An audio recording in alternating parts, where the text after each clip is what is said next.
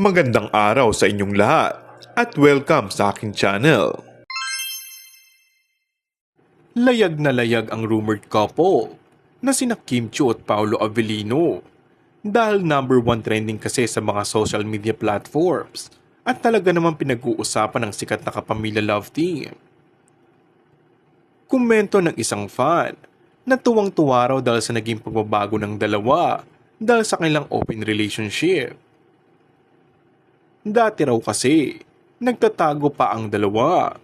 Bihirang makita na magkasama after work sa mga gala at sa iba't ibang lugar, hindi gaya ngayon.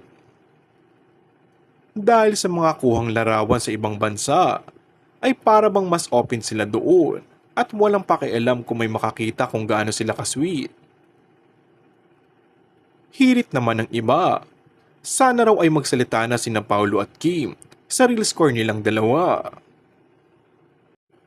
Pero para sa ilang Kim Pao fans, hindi na. No need na yung oo. Kami na. At least happy na sila. Di na tago-tago sa dilim. Nagbago na talaga. Panay kasi pamamasyal ang dalawa bago ang kanilang show. Ang aktres pa mismo ang nagpost sa kanyang Instagram page ng larawan nila ni Paolo. Finally, it's a public post from them. Kung sa bagay, dapat lang naman nilang ipaglaban kung ano ang meron sa kanilang relasyon. Tutal naman wala silang inaapakang tao at pareho silang single.